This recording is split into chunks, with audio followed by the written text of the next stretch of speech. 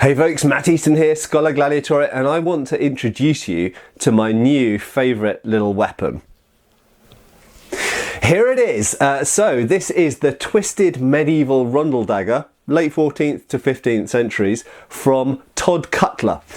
So what's Tod Cutler? Well, Tod stuff, you know Tod stuff. I've talked about Tod's stuff in the past. I've reviewed various things of his, and he's now kind of revised his website and stuff. It's now Tod's Workshop, okay, and he's got a new YouTube channel. I'll put links below to all of these. So Tod's Workshop, and under that sits Tod Cutler, and Tod Cutler is basically a subsection of Tod's Workshop that offers things which are more affordable, still great quality, but kind of more accessible for, you know, not such high-end prices as some of his really, you know, top-end bespoke stuff. And this is one of those, and this is so twisted medieval Rondel Dagger. It is a medieval Rondel Dagger. I'll get it out in a minute, but twisted because of the twisted grip with a so-called barley twist, and it very nicely executed. And yeah, so I'll talk a little bit about this. Let's have a quick look at the scabbard, and then we can dispense with that and get onto the dagger. So this is double layered veg tanned leather, completely authentic style, with a thong going through, with risers in here for decoration, hand stitched at the, let's just make the camera focus on here, hand stitched at the back with a little brass chape at the end. Beautifully made, fits the blade very well, a completely authentic style. This essentially laces onto your belt or whatever else you want to lace it onto. If you're actually fighting in armour, you may actually have essentially a place on the armour to attach this directly to the fold of the armour. And these were worn in various different places, sometimes at the right hand side, very occasionally at the left hand side if you weren't wearing a sword, sometimes in the front, sometimes at the back, and as I say, sometimes on the armour of the skirt, essentially the fold of the armour at the right hand side. Of course, the dagger usually, the Rondel Dagger usually balances the sword worn on the other side.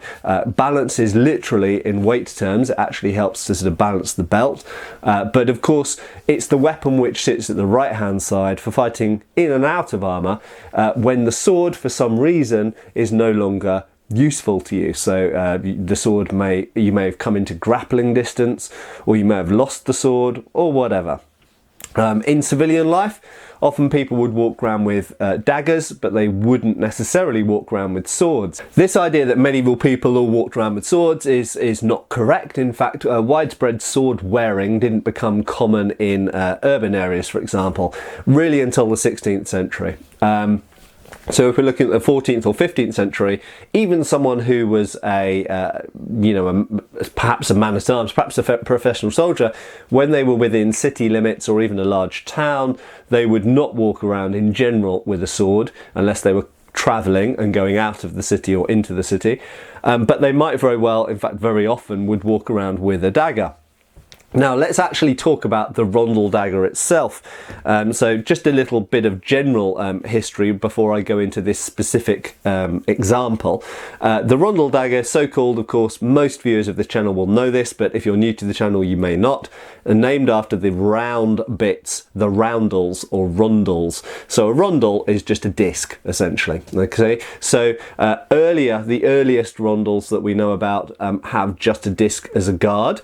And then later on they got a balancing similar disc as a pommel. The earlier ones tend to have a disc here and just a little kind of like a knob or a round pommel at the bottom end. But from a relatively early day, late 14th century, we start to get discs for both. You can find examples from the 15th century which don't have a disc here, so not all of them have two discs, but for it to be a Rondel Dagger it has to have at least one disc at the guard end. And in fact there are some Rondel Daggers, Tod himself makes some that have later on, they're usually later period ones, have a rondel or disc at the pommel end and not at the guard end, and they have like a little ear flap at this end. But generally speaking, there has to be a rondel somewhere on the Rondel Dagger for it to be a Rondel Dagger. But one of the things which characterises Rondel daggers is actually the blades. Now the blades do come in many different forms, so it's hard to generalise and say that all of them are single-edged or double-edged or triangular section or whatever. You get all of these. So the general three types of blade that we find on Rondel daggers are all thrusting pointy blades, okay? And that's because the primary purpose of the Rondel dagger is penetration with the point through whatever's being worn, okay? So it could be through clothes, could be through gambeson, could be through mail in the gaps in armour. So this is to some degree a specialised armoured fighting weapon, but it wasn't only used for specialised armoured fighting. So in other words, it was developed for knights essentially fighting in armour, but then because it was a knightly weapon, those knights started wearing it in civilian life. And in fact, other sorts of soldiers who didn't necessarily fight in full armour, they might have to come up against someone who was in full armour, so they carried them as well. So essentially, although they were developed for armoured fighting, they were carried by all sorts of people, usually professional soldiers and the higher echelons of society. Below that, there were different types of dagger and knife, which I won't go into here. Things like bollock daggers and stuff like that. But this is, in its original evolution, it is a specialised armoured fighting weapon, but wasn't only used in that context.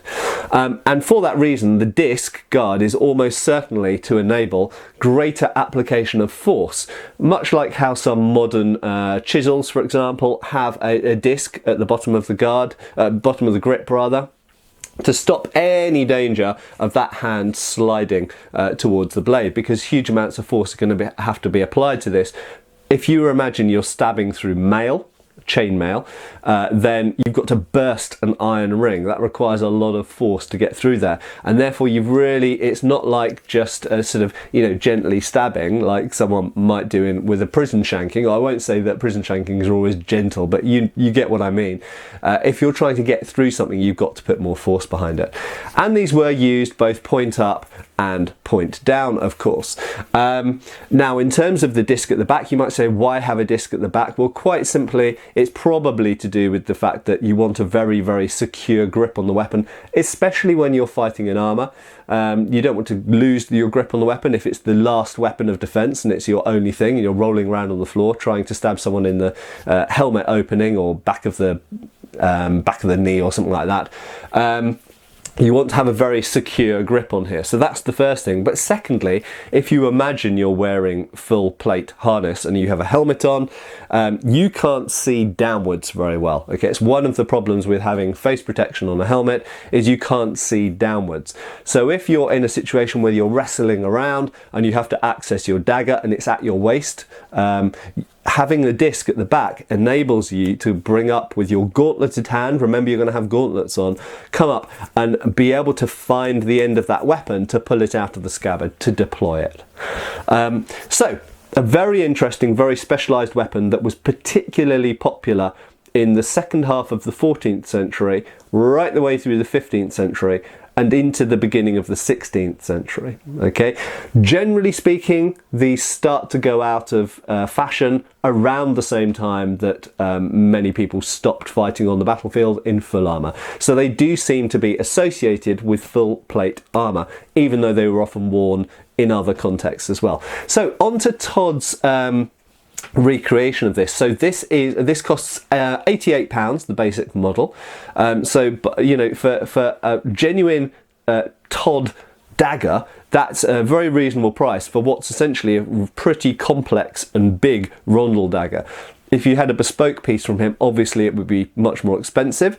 So this is essentially the economy line, if you want to view it like that.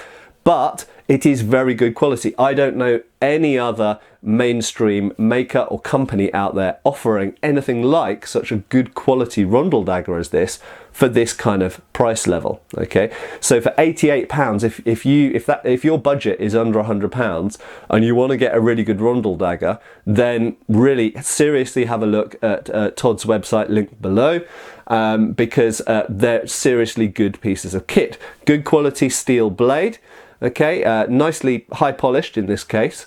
So there, it comes with what we would call a semi-sharp edge. Okay, so Tod actually says on his website it's a 1mm edge.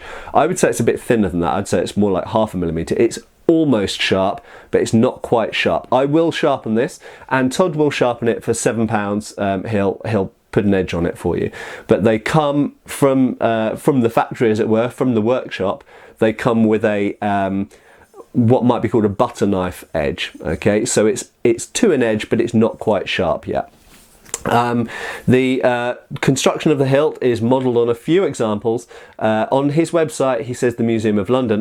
The ones I'm familiar with actually that are most similar to this are actually in the Royal Armouries in Leeds, and one of the characteristic things are these 4 knobs on the bottom rondel, as it were, and they are very characteristic of a certain style of English 15th century rondel dagger. Okay, so as I've mentioned, it's got a barley twist grip made in hardwood.